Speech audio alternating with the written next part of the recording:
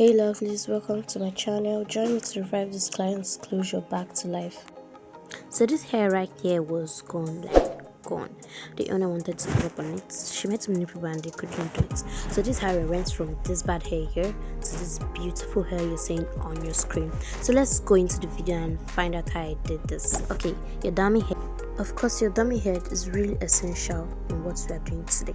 So I have my curved needle, my ventilating pin, my invisible thread, needles, office pin, rather, and T-pin, and a piece of ventilating net I cut out. I measured that off camera. Okay, here I started pinning the net to the dummy, and it has to be flat. Pin it to be flat, very flat on the dummy.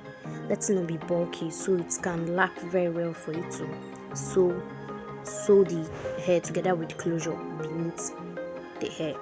Okay, so you have to pin it flat. Like I said, you can use more than 2 or 3 pins, but I just used only 2 at the back and 2 at the front, and it's flat. It's just okay for me. Yeah, it's okay. So I had to put the hair on the dummy and then pin the wig down to the dummy.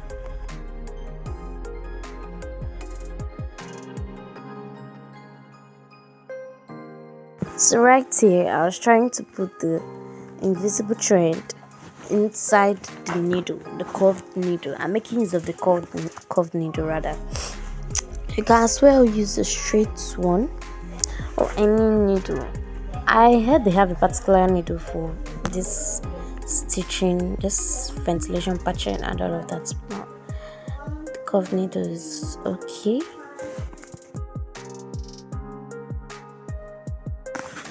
After putting the needle, so I started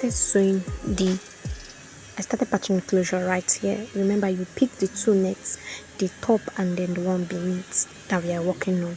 So you start sewing it, and I think I did something wrong here. Yeah, after I finished sewing this, I loosed it and resewed it, because looking at this, if you see this sewing I did here, it's too full. Like, while I was sewing, I was doubling the invisible thread. I didn't just sew it once, I doubled it. And this is it. See how it's looking. It was not looking nice and perfect in the eye. So someone seeing it from far would know something happened there, will know that there's an invisible thread there. So I loosed it and sewed it again. You see how it's looking now? This is perfect than before, because the last one was looking too bulky. Like, you know when you're wigging hair and then you double the thread twice?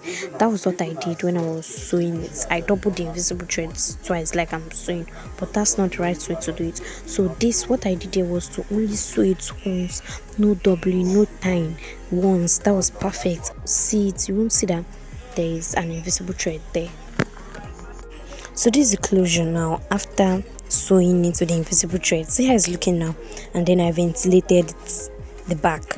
So see how it's looking perfect now. There's a hole there and I'm going to fix it after now. So that's what I was saying. That was why I loosed it. Okay, there's also a hole here at the front, and I added net under again because the net I put under was exhausted and I already used it for the back. So there's space there, the net did not get forward. So I've already put the net, another net under the closure again for the front. If you can see, I don't know if you can see it clearly. You can also pause the video in order for you to see it. So you see the nets I put under again in order for me to sew it, like to patch it. And pinned it too, like the way we did in the first time when we were patching the closure at first. So I focused the camera particularly on here because of this thing, of the way I pinned it, and then the net under for it to be very visible for you to see. I didn't actually join the 2 closures together. When I didn't record that, but I joined them together to make the line thin. Remember, like I said, you can ventilate it to be thin and you can see. When you're pinning the 2 laces together, you bring them close to make it to be thin. Okay, yeah, I started sewing it. So I began sewing it and then I tied it once because that's the first part. Even when I finished sewing it, I also tied it too. Like, remember, like I said, how I did the last time I was tying all of that. That was what made it bulky. I didn't know I was making a mistake. So guys, after sewing everything, it's only twice I tied it, just at the beginning, at the ending. So please watch the video and find out how I made this closure back again. And please remember, like I said, you pick the net up and the one under for proper sewing and tightening. So lovelies, I'm new here on YouTube, and every like, share, comment, support, subscription really helps this channel to grow. Thank you all. Thank you everyone.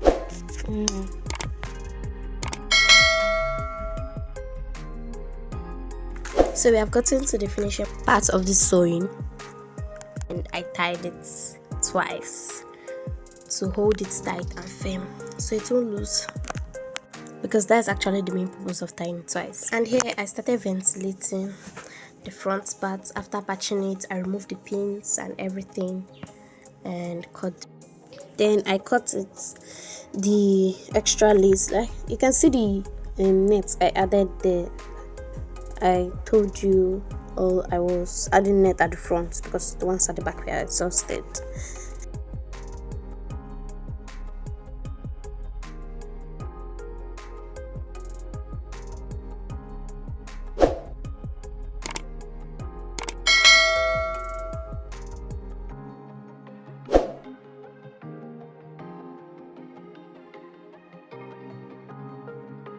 So lovely, as you can see, the hair now is shining like it's given. This is how we brought disclosure back to life. I've gotten to the final part of this video, and thank you all for staying with me from the beginning of this video down to the end. So the closure now, and it's given. And here I styled the hair, stretched, hot comb, and every styling I need to give to this hair I did here. The hair is looking pretty now, like, oh gosh, I'm so happy, and I'm happy my clients will be happy too.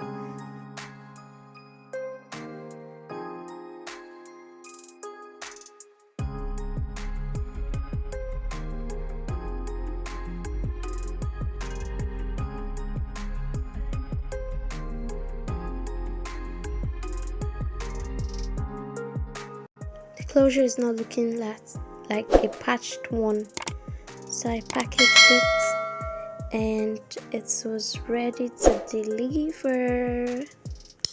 Okay guys, thank you all so much for staying with me to the end of this video. I love you all. Please subscribe to my channel. Thank you.